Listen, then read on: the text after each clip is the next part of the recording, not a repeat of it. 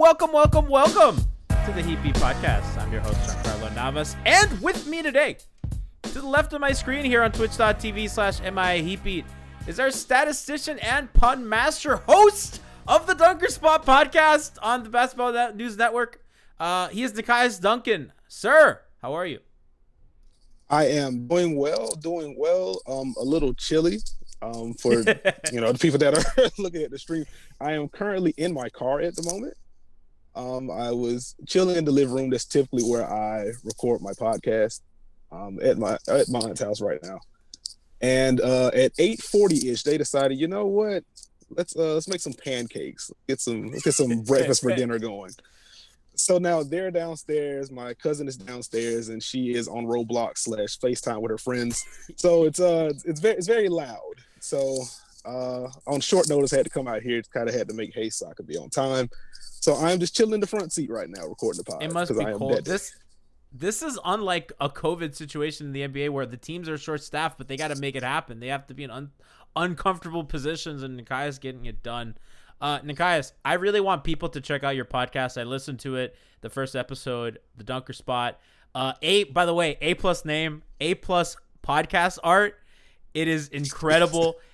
And the content between you and Steve Jones, who's going to join us in a second, your co-host, it is probably right there with the Low Post as the smartest basketball show out there.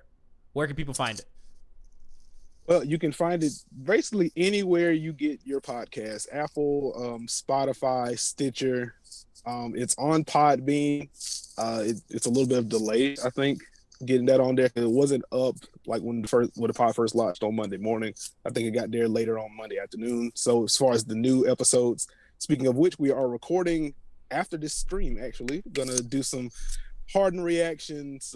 We're going to get to the nuts and bolts of this thing. Get into all the and their new fits. But anyway, wherever you get your podcast, Apple Podcasts, Spotify, anywhere else, you can find the Dunker Spot with me and Steve Jones Jr. First episode was a little longer than I anticipated, but it was fun chopping it up with a former assistant coach, former video coordinator, and we're going to keep on trucking. I think the great part about your show is that, when you listen to Low and when you listen to, anything on The Athletic or whatever, those more like general NBA shows, they're going to focus on, the Clippers, the Warriors, the Bucks and everything. I mean, you guys spent a good 10-15 minutes on the Cleveland Cavs and stuff. Like, you're going to get an encompassing look at the league, and I think that that's important, especially during a time like Trade Talk, where I think our listeners may not know that Larry Nance is one of the best defensive players in the league this year, right? And these are things that I think as Heat fans and as just general smart basketball fans, we want to know about. So we don't just need to know what's going on with the good teams. There's a whole league out there with professional basketball players, and Nekias and Steve are covering that. Nekias, I'm so excited. I'm proud of you, man. You're the best. You are one of the best human beings on earth. So I'm proud of the success, and I'm excited. This is great. We move. I appreciate it, man. It's It's great. So let's kind of get into what we want to talk about today. And the start of this is the James Harden trade, because James gets traded to Brooklyn. And what happened rather quickly last night, James made some comments at a press conference. Then John Wall made some comments at a press conference. And then today, Boogie Cousins kind of made some comments at a press conference. And then the coach of Silas said that, I think it's good if James is away from the group right now, which I thought was funny. And then boom, he gets traded to the Nets for a lot of stuff, right? I think centered around 8 draft picks, 4 of which are conveyed, 3 of which are the Nets, 1 is the Bucks, and the other 4 are pick swaps. A bunch of players, what ended up being Victor Oladipo is now on the Rockets, and a bunch of picks. I don't want to get too much into if they gave too much or not.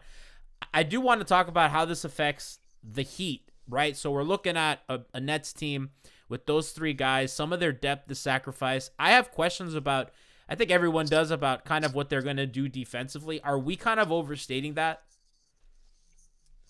I don't think we're overstating it, just because the teams at the top of the East that the Nets are going to have to contend with, they all have players that can attack those very specific weaknesses, right? So, like, if you're looking at Milwaukee, who are you building the wall with in Brooklyn to kind of stop Giannis from getting into the lane? And if you're talking about, the Boston Celtics, if they're healthy when Kemba Walker's back, Kyrie had when he was there, Kyrie was showing tremendous effort on defensive end. Like he looked like a very much improved and engaged defender. He's still not a guy that's going to like shut down Kemba Walker running a bunch of high ball screens. You add in the leaps that Jason Tatum and Jaylen Brown have made. Like that's a lot of wing talent, and the Nets don't have a lot of wing defenders. So I think that's going to be something to watch for. And then you're looking at Miami. Like Bam Adebayo is really freaking good. Jimmy Butler can get downhill, get to the free throw line. He's really freaking good. There are shooters everywhere. A lot of guys you got to track over screens, and you look at what's left in Brooklyn right now. It's kind of thin. Like Bruce Brown is good. Timothy Luwawu-Cabarrot is a good defender, but that's just asking a lot of them. And, if you get into a situation where Bama's aggressive, he gets a guy like DeAndre Jordan in foul trouble. The center behind him is Nick Claxton right now, who is a prospect that I like. I mean, he is a switchable big. I think he has some talent. I'm interested to see what he looks like, assuming that he gets more burn. But, that's kind of tough if that's your depth right now. So I think Brooklyn is definitely going to have to address this somehow with a trade. They're going to have to hit the free agent market, hit the bargain bin, see if they can snag some guys. Particularly in the front court, just to bolster the depth a little bit. I mean, obviously, I think one of the easy answers is, okay, well, if DJ is not going to play a lot because in foul trouble or whatever, you got to downsize for some minutes. You kind of can buy maybe 5-10 minutes at KD at the 5, surround him with shooters and just really just outrun and outscore teams. That might be an option for them. I'm curious in how the switching is going to look, Nekias. Like I haven't watched a lot of Nets games this season, but how are they when they switch? Because if you have a Harden defense, that tends to be the best way to hide him. He's a big guy. He can't really get punished on the block. He's really strong, and that's kind of what you do. But if you have a guy like DJ and you kind of put both of them in pick and roll, I don't know if you want to switch DJ out. So kind of what do you if you're Miami and you want to attack that, if you want to have a Dragic Bam pick and roll or whoever the hell is James is guarding, like how does that look? I think from what I've watched from Brooklyn this year, they're primarily a drop team, but it's kind of one of those like hybrid drop things. Like they're going to drop their 5, but 1 through 4 they're going to switch unless there's just a massive mismatch and they can't do that. So if you're looking at a potential Brooklyn Nets Miami Heat matchup, like I think they're pretty comfortably going to switch 1 through 4. If you're looking, the Dragic Bam pick and roll is going to be there. They're not going to switch DeAndre Jordan out. They're just not going to do it. So I think just looking at that from a playoff context, that's always going to be there. You're going to be able to attack DJ in those dribble handoffs. Love when Miami clears a side. You have, Duncan Robinson come off one screen at the middle of the floor and then just fly into that empty corner. And, that's just a pick your poison thing. If you don't get out to that corner, it's a clean look on the move for Duncan Robinson. If you do, Bam slips, you get it there. The rotation behind it, you're not going to be able to stop Bam at the rim. So those actions are going to kind of be built in because Brooklyn does not want to switch their 5s. They didn't do it with Jared Allen. And he at least had the mobility to do it. DeAndre Jordan can't do that at this stage. So they're not going to switch that. I think that's where, the development of Nick Claxton, if he gets more playing time, that's going to be huge because he's going to be the guy, the traditional center on their roster right now that can switch out a little bit. So maybe he's a guy you throw in. But if you're closing games with Nick Claxton, that means he has made an unsuspected leap or you're very much in trouble. Because those minutes. Clutch Adam in the chat saying Kyle Lowry will make easy work of Kyrie and Harden. Listen, you want to speak that into existence? Don't tell my friends at Distance and Dimes, but I would welcome it. I kind of want Kyle to retire a Raptor, but if he's here, so be it. That'll change the calculus on their team. We'll kind of get into that on a later date, closer to the trade deadline. I always joke that Clutch Adam of 5 Reasons, the homie, always DMs me Nekias after the Raptors lose, and God, do they lose a lot lately. He DMs me a picture of Kyle. Sometimes it's Kyle in a Heat jersey. Sometimes it's just Kyle. Lately, it's been a lot of Kyle and Jimmy Dap.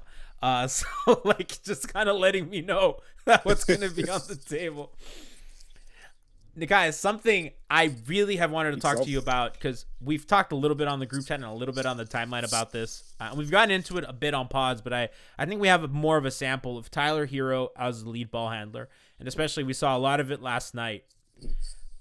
He's been really good in terms of not shooting the ball, but as a pick and roll ball handler, he is in like the 95th percentile.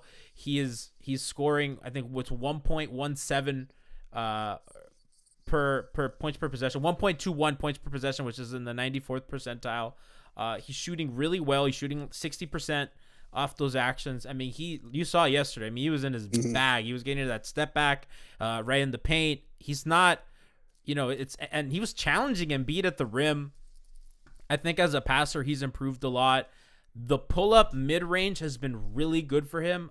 He's been shooting about 50% on that, which I think is huge for him. The three has not been there. It's been abysmal for him, but I think for the guy like him, you kind of expect that to get better. I had my doubts about him kind of handling the ball a lot, and I went back and forth, and you said that, these on-ball reps, just like Devin Booker, they're going to help him in the long run, and even if that's not what they go to in the playoffs, like this trial by fire, he's going to learn. I was super against it, and I think he's looked great. Other than the shooting, which I don't think this is a product of, he's looked terrific.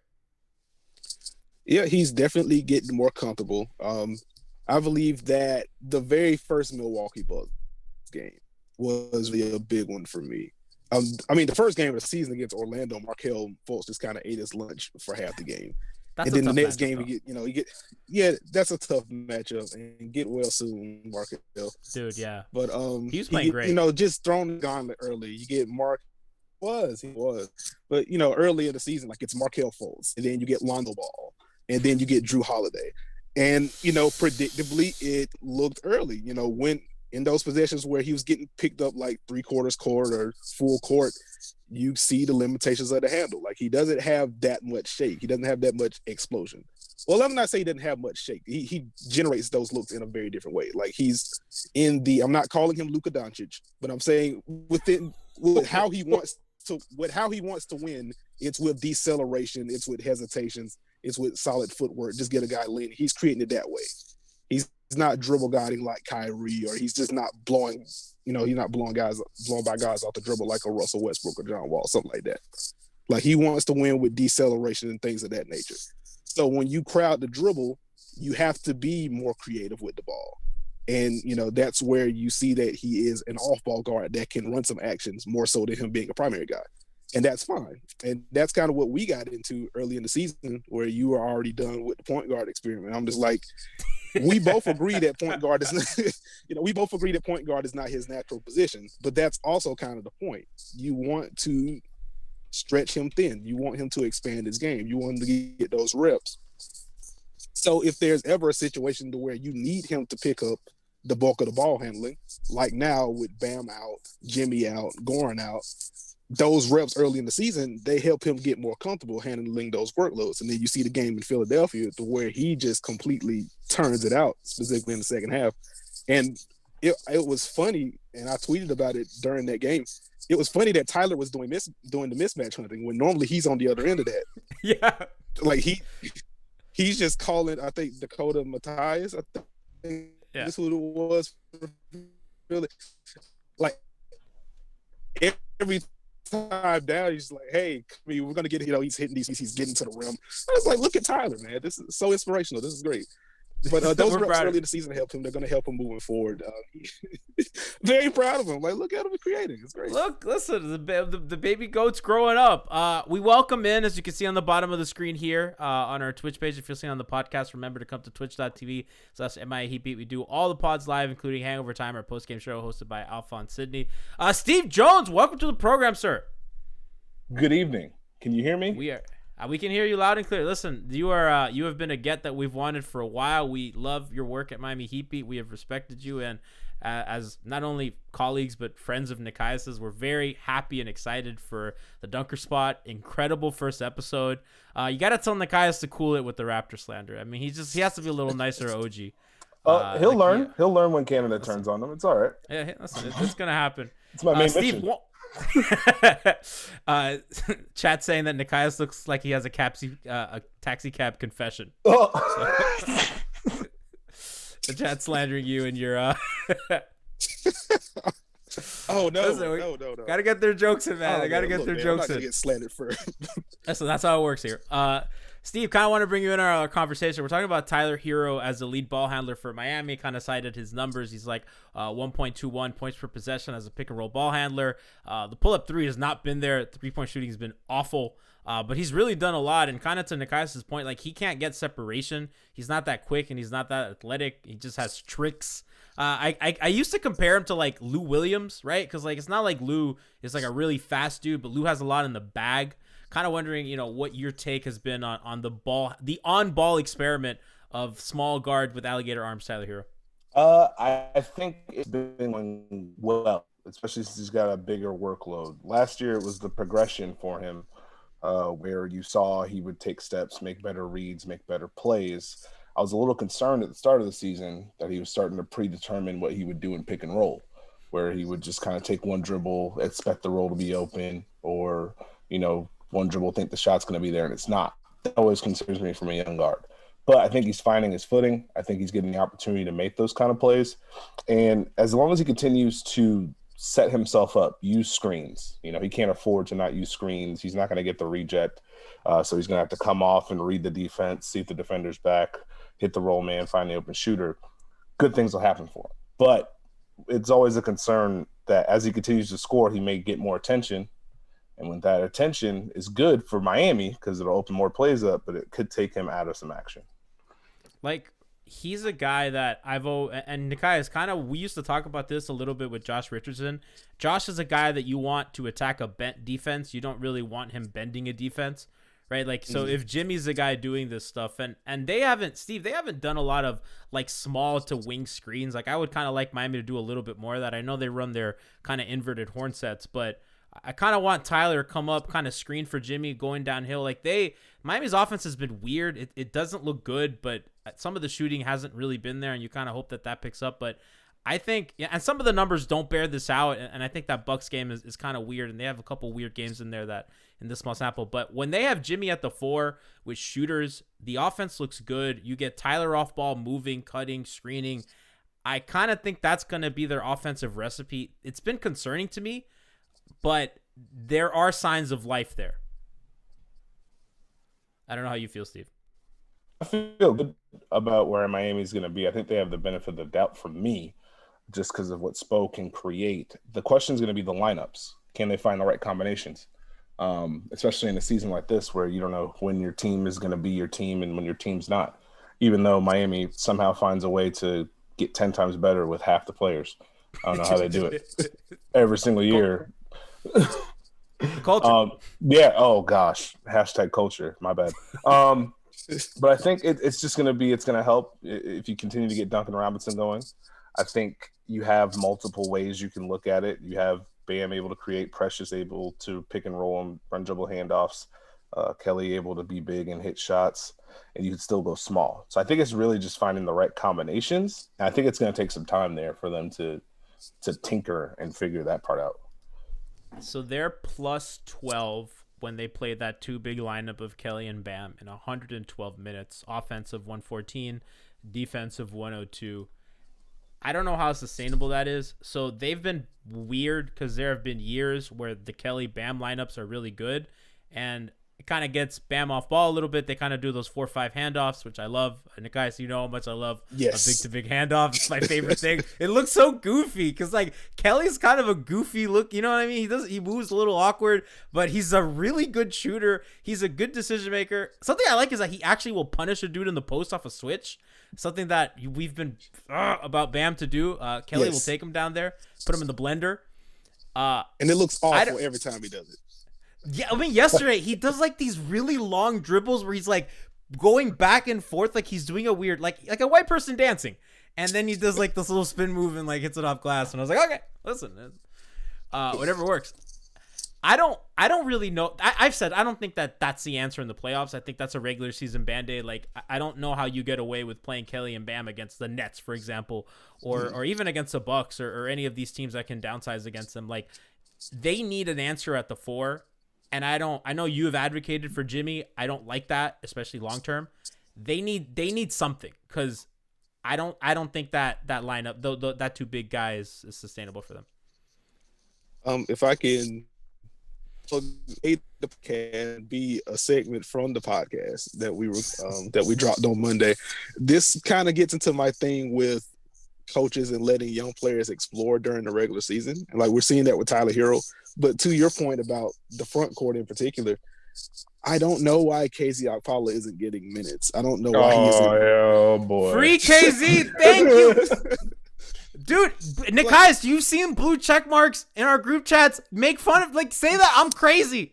They say I'm crazy. They say the KZ is one of the worst G League players. I've seen it. I see the vision. I see it, Pat. I agree. Like, obviously, if we're just comparing the careers, he does. It's fine. But he can slander me on the pod for it. But like, Mo Harkless has a longer track record. Obviously, Kelly Olynyk has a longer track record. He's better. You know, if we're just looking at the careers. But like, it's a weird season, and you need to get some improvement on the margins. You want a long-term answer at the 4. Like, give KZ Okpala a 10, 15 game stretch where he knows I'm going to get 18 to 21 minutes a night, and then evaluate from there. Because, I mean, we've seen already, Mo Harkless is not the answer at the 4. He may very well be, and I think he can be, a serviceable 3.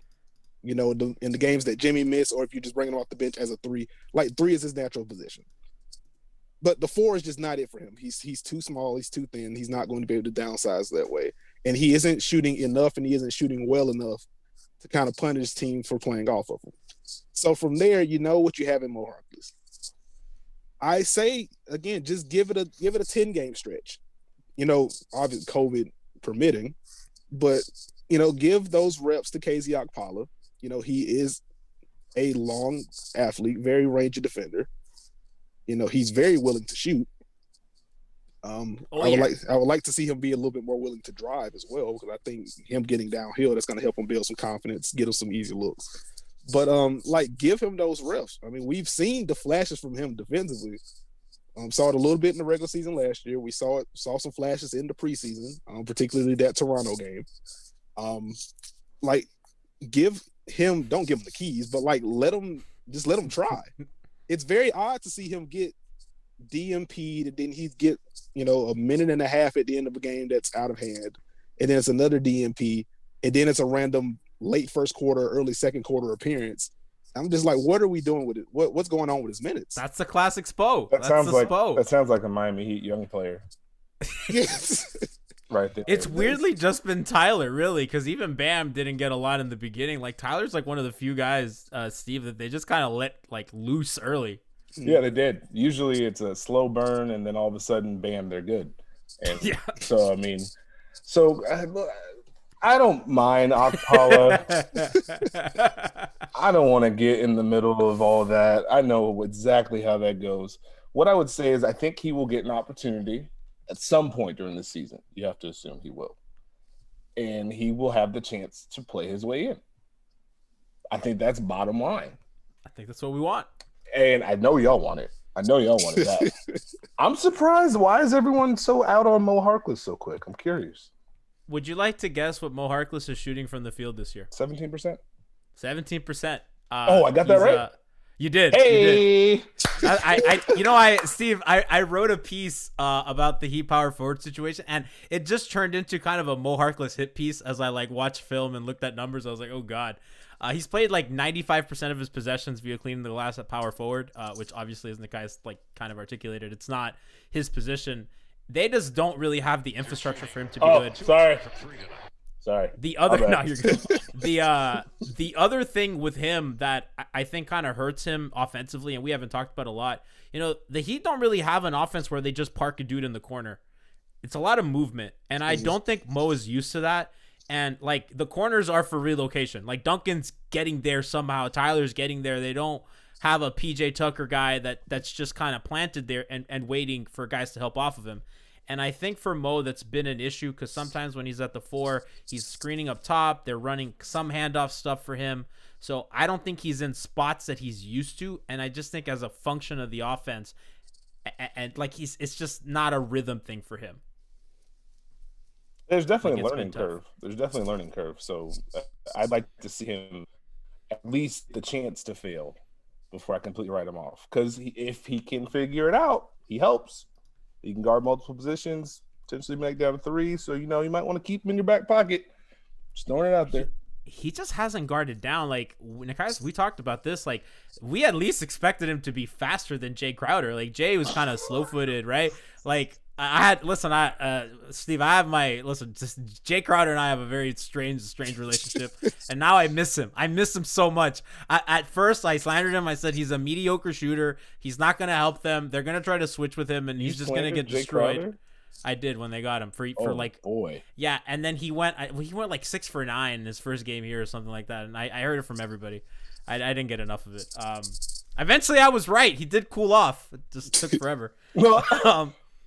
Ooh, I got a question. Yeah. Solomon Hill or KZ Okpala?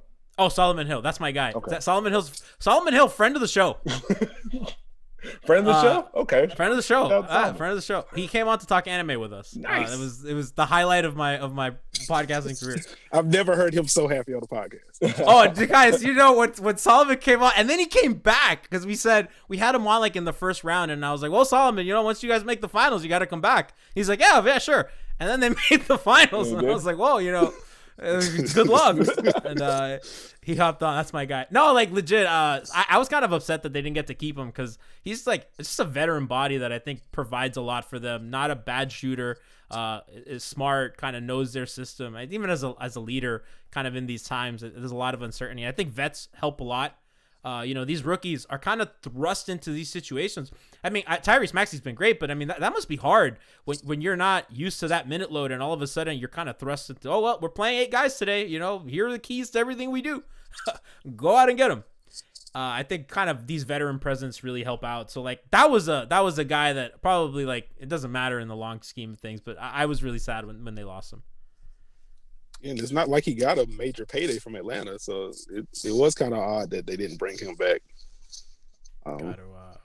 I guess this goes back to your Udonis Haslem point, which we are not going to rehash.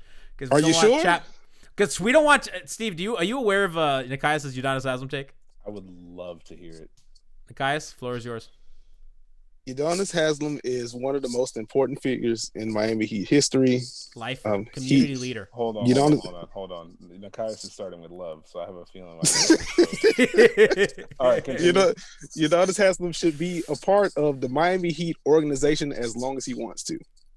Okay. Udonis Haslem has not been a functional NBA player for 6 years. And should not have a roster spot. He should be in the front office. He should be an assistant coach. He, again, be a part of the Miami Heat forever. As far as him holding a roster spot, and he's played, man, I don't want to look it up right now, but I know he's played something like 80 minutes over the last 4 or 5 years. Like, there's no reason for him to be on the roster, is my take. And it's a controversial take for some reason. Yes, because he's a beloved community figure that means a lot to us. We grew up with him. We love that guy. That's fine. I'm not saying leave. I'm not saying leave the Heat, but he doesn't play. Nah, man, UD can sit on the bench as long as he wants. Let him sit on the bench as a coach. Is all I'm saying. Now keep the warm-ups on, UD. Listen, he played 74 minutes 2 years ago. Okay, 2 years ago. The Heat almost lost by 50 to the Bucks, and he didn't get garbage time. Why would you kind of waste him at that point? Got to keep him. You know what I mean? Like if he's not getting in, then when is he getting in? Steve, I think I know you've worked in teams and you've coached in the league. Can you talk about kind of when a guy's in uniform, that word means something different than a guy in a suit? Yeah, it's a hard thing to really quantify. But when they're there, they're kind of in it. When they're in the suit, they're still helping, but it doesn't have the same impact. You're not quite in the fight as much. So there's a disconnect.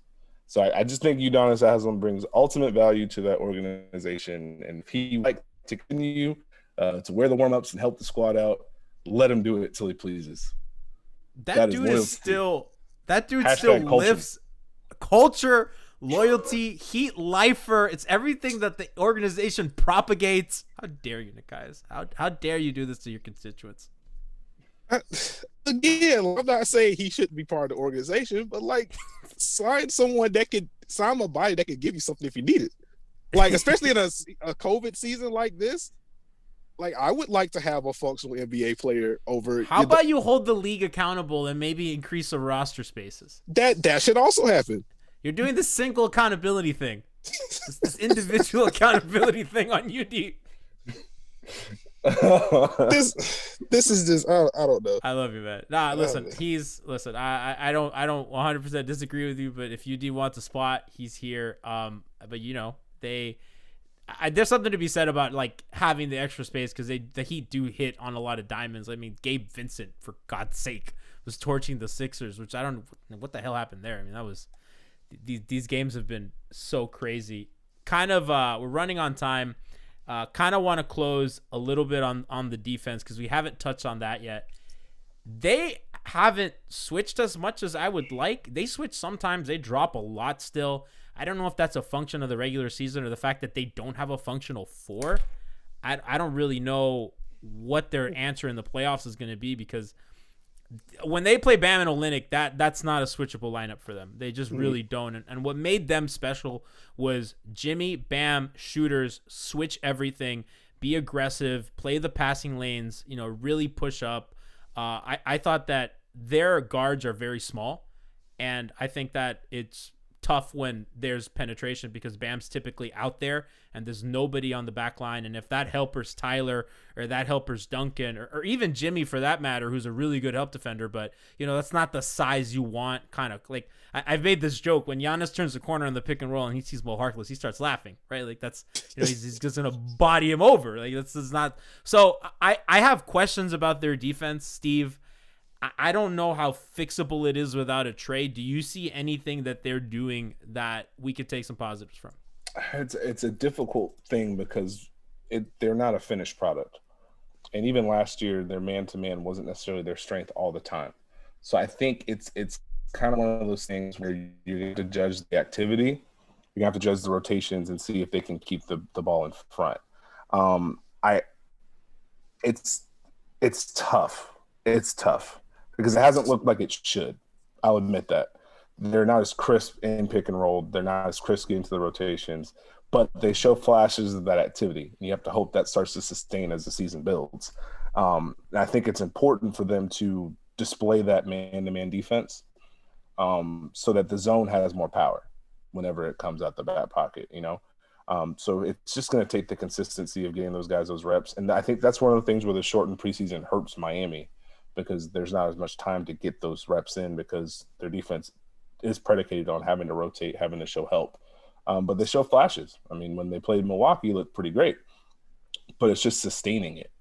And I think that's maybe a function of lineups, maybe a function of COVID. I don't know. I'm going to be honest. Miami is a team where I trust them, but it looks up and down all the time. Just because it looks odd. Like it looks like the Miami Heat, then it doesn't look like the Miami Heat, then it looks like the Miami Heat. And it's like I can't get a feel for it. like that Wizards game, like without Beal, like I understand it's a good offensive team, but like they're just getting killed in pick and roll. And like last night, and I know that they didn't have their guys, but Tyler just can't stay in front of Maxey, and Maxey's putting him in the blender every time, put him in pick and roll, getting to the rim, literally nothing they can do. And if he's not, they're not doing that strong hedge and recover stuff, I don't know how survivable he is. I haven't seen a lot of improvement there. Again, I just think it's a function. I think Spo's letting them take some hits so they can review it and get better at it. And I think you'll see it improve as the season goes on. Or if you don't, you'll see zone. Guys, am I being apocalyptic or are you worrying? Yeah, I'm more concerned about the defense than the offense, I will say. I'm concerned about both, but yeah, I mean that's fair. But like it's early and like we know what Miami's offense looks like at peak form.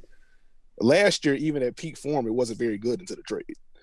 So now there has been a little bit of a downgrade. You slot Kelly Olynyk into the starting lineup, and as you mentioned, they're definitely a drop team now. Like we talked about this before the year, if the Heat were going to be a drop team or a switch team during the regular season. I think we both said that the Heat were probably going to go drop for most of the regular season and then downsize later. But yeah, if you're starting Kelly Olynyk and Bam together, you have to drop because you're not gonna hedge with Kelly Olynyk, or at least you shouldn't, or he's gonna pick up a bunch of silly fouls. And you're definitely not gonna switch with Kelly Olynyk because we know what that looks like. So yeah, I think in terms of the personnel, like I don't know if there's much they can do differently schematically without switching the zone, and I don't think they want to go to that as often as they did last year because that's when we knew that the defense was in a really bad place. When the Heat have been a zone heavy team, but like they really ramped it up. Spencer Dinwiddie was carving them up, and like any random Nick guard was like giving them fits. It was bad. Yeah, like it got bad very quickly last year. So I don't think Spo wants to rely on the zone that much. And more teams across the league are running zone this year. So I think the curve there is kind of shrinking there. So hold on. More teams are running zone because they can't play man. Is that what's happening? Yes, zone defense is turning into the we can't stop you defense. I'm telling you right now. Well, now. That's a function of Rick Carlisle with that Mavs team in 2011. Yes. It's like, yes, we got a bunch of small dudes and Dirk, and let's just fucking throw this out here and let's hope you miss some threes. I'm telling you now, it's gone full circle. Zone went from a weapon to now, oh yeah, we can't stop you. Let's throw this out here for a couple times. Hope it works. Listen, for the Heat, it was very fruitful last season. They let me tell you, they couldn't guard anybody, and they figured some shit out. They were like, Myers, you play really high up, and you put your big ass arms high, and you make those passes hard. The Raptors too. The Raptors have gotten a lot out of their zone. I don't know. I haven't done much of it this year, I don't think, but yeah, it worries me. I think they'll be fine. I think that they're probably going to make a trade or something, but I mean, I think in house you can make, I think, their guys haven't played that. I mean, what have they been healthy for 4 games? Too, it's not really fair. And they've been against good teams. It's been like Boston, Milwaukee, right? Like these really potent offensive teams that, it's tough. And like, Steve, you've worked with teams, like it must be hard when you're a guy like, Jimmy and Bam, you're not playing basketball, and God knows how much training they're getting in these 7 days. Right, like they're supposed to be isolating. You would think so. Mm-hmm. They're probably not getting the treatment, the training, and the kind of workouts that they should be getting.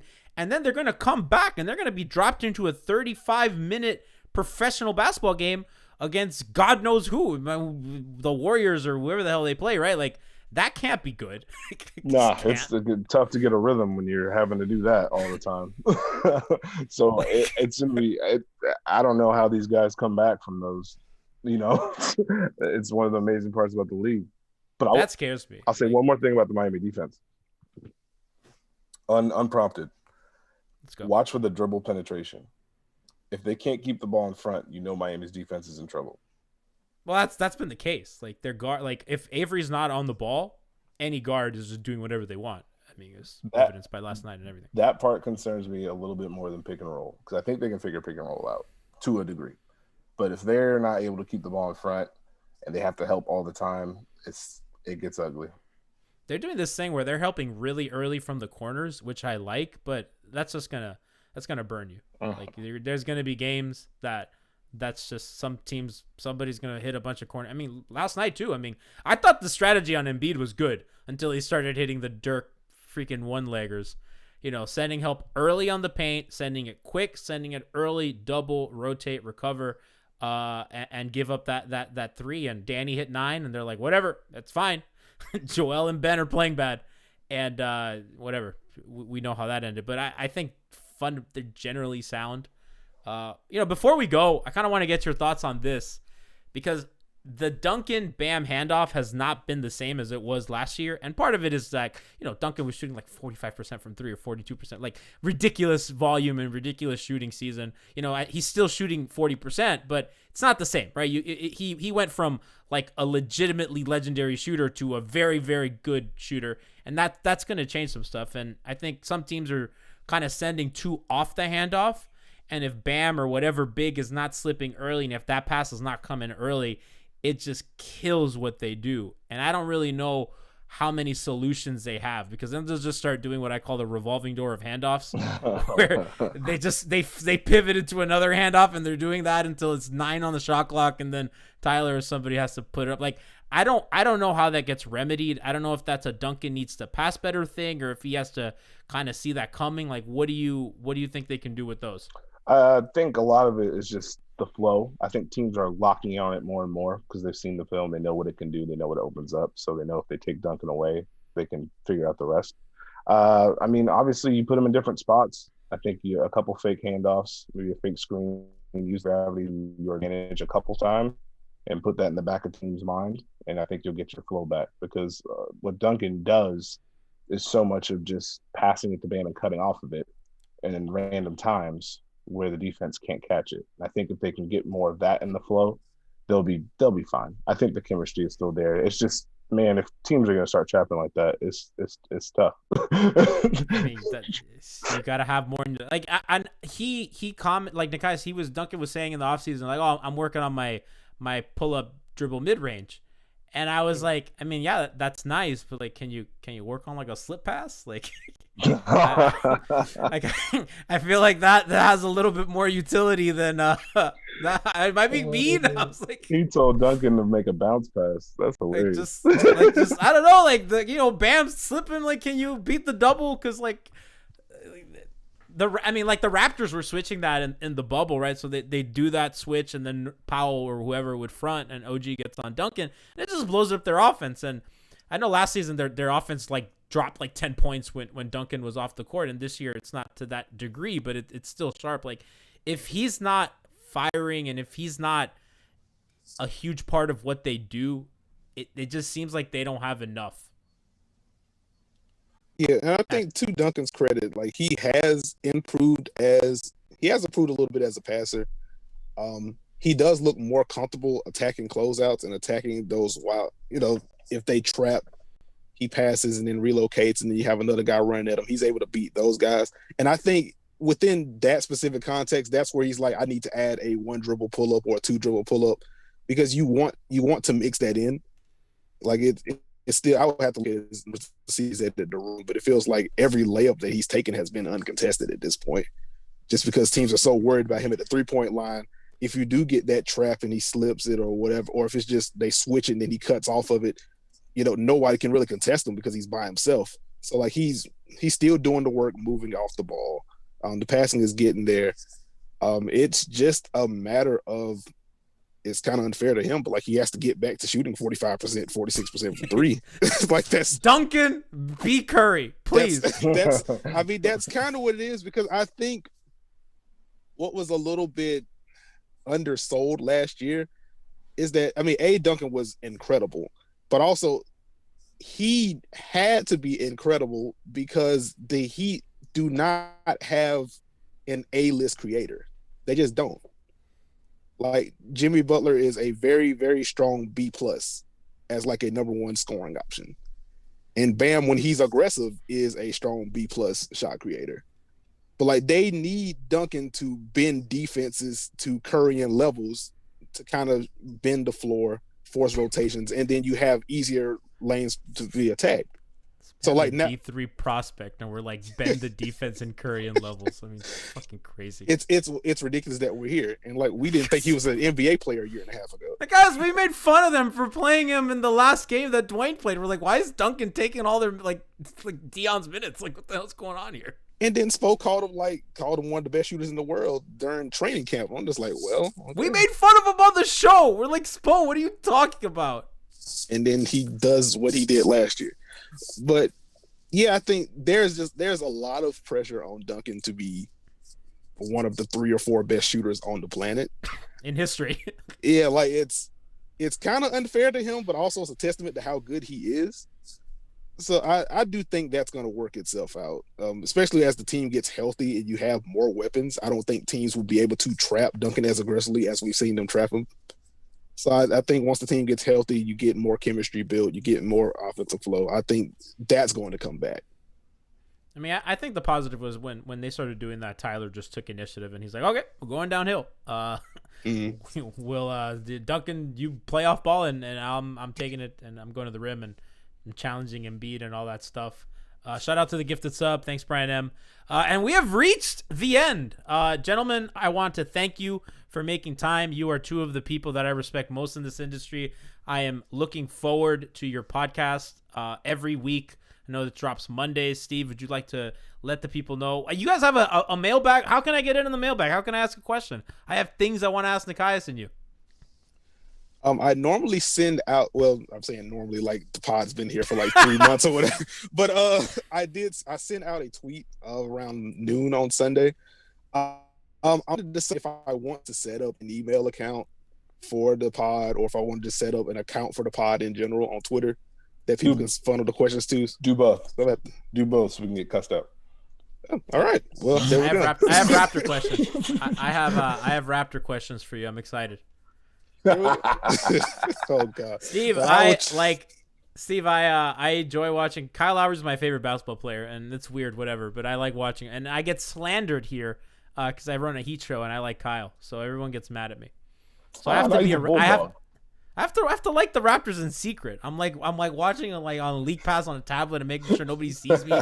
I can't even live tweet the games. I'm just like adding Iman and Sandy and Yasmin and like everybody on Raptors because I can't like publicly tweet it because everybody gets mad at me. So I just kind of like I hide myself. I'm like hidden in plain sight. A hidden Raptors fan. I love it. I'm cyberbullied. I'm cyberbullied, Steve. Oh man. Well, they're in Tampa. They're in Tampa now, so it's cool. I can't even go. I'm locked at home. Listen, I'm strictly at home. I don't leave. I don't remember socializing. Clutch Adam in chat telling me it's called a burner account. You're right. I should just do it. I should just make a burner. Steve, where can people find you on Twitter? It's your first time on the show. I want our audience to find you because your stuff is great and you're tweeting out live tweeting out games or breaking down film, and it's legitimately great stuff. You can find me at SteveJones20. The number 20, not the word. We will put that in the description. Gentlemen, thank you for joining the program. We hope to have you on. Good luck in your endeavors with the Dunker Spot. Excellent name. Support everybody at Basketball News. They do great stuff there. And check out, remember, Hangover Time tomorrow after the game here, twitch.tv/MIHeapy. Before it's pregame show, you have me, we have Jack Alfonso, and other guests. I booked a big one on Sunday. Let's hope that he says yes. I'm tentatively expecting a big guest on Sunday, so check that out. I'm really excited for that. Once they say, I will tweet it out of our Twitter account. Gentlemen, thank you so much, and enjoy. Have a great night. Thank you.